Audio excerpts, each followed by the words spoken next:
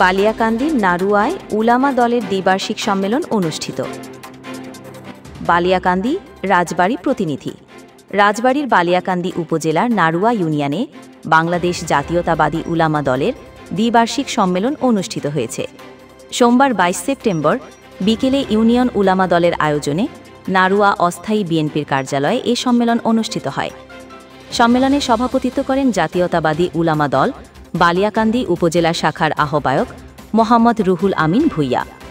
প্রধান অতিথি হিসেবে বক্তব্য রাখেন উপজেলা বিএনপির সাবেক সভাপতি ও বীর মুক্তিযোদ্ধা আবুল হোসেন খান। অন্যান্যদের মধ্যে বক্তব্য দেন উপজেলা বিএনপির সাবেক সাংগঠনিক সম্পাদক আব্দুল ওহাব মণ্ডল, সাবেক দপ্তর সম্পাদক প্রভাষক মাসুদুর রহমান, উপজেলা উলামা দলের সদস্য সচিব হাফেজ মাওলানা শরীফুল ইসলাম, জেলা তরুণ দলের তথ্য ও গবেষণা সম্পাদক মোহাম্মদ শহীদুল ইসলাম। অনুষ্ঠানটি সঞ্চালনা করেন ইউনিয়ন যুবদলের সভাপতি সৈয়দ আলী মাস্টার। বাংলাদেশ জাতীয়তাবাদী উলামা দল নারুয়া ইউনিয়ন শাখার 31 সদস্য বিশিষ্ট পূর্ণাঙ্গ কমিটি করা হয়। নবগঠিত কমিটিতে সভাপতি নির্বাচিত হন মাওলানা শাহাদাত হোসেন, সহসভাপতি হাফেজ হোসেন খান ও মাওলানা কোরবান আলী। সাধারণ সম্পাদক নির্বাচিত হন মোহাম্মদ খালিদ সাইফুল্লাহ এবং সাংগঠনিক সম্পাদক হাফেজ শাহিন সহ অন্যান্য সদস্যবৃন্দ। এই সময় বালিয়াকান্দি উপজেলা শাখার আহ্বায়ক মোহাম্মদ রুহুল আমিন ভূঁইয়া বলেন, আল্লাহ রাব্বুল আলামিন যদি আমার মতন আপনার মতো অনেক মানুষকে হাসপাতালে বেডে রাখতে পারতেন, তা না রেখে আল্লাহ রাব্বুল আলামিন শতাধিক আলেম ওলামাকে একত্রিত করে বালিয়াকান্দি উপজেলার সিনিয়র নেতৃবৃন্দ এখানে উপস্থিত হয়েছেন, তাদের মধ্যে আসার এবং বসার তৌফিক দান করছেন। এর জন্য আমরা সবাই বলি আলহামদুলিল্লাহ। আল্লাহ বলেন, লাইন শাকারতুম লা আযীদান্নাকুম ওয়া লাইন কাফারতুম ইন্না আযাবি লাশাদীদ।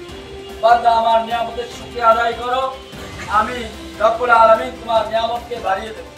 পক্ষান্তরে আল্লাহ রব্বুল আলামিন আরো বলেছেন, যদি আমার নিয়ামতের না শুকরিয়া আদায় করো, আমি তোমাদের থেকে নিয়ামত ছিনিয়ে দেব।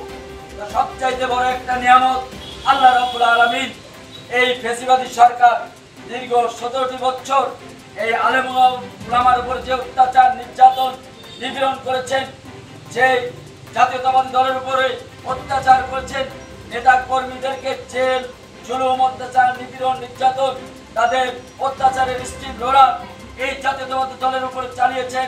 আলেম ওলামাকে ফাঁসিতে ঝুলিয়েছেন, খুন করেছেন এই ফ্যাসিবাদী সরকার।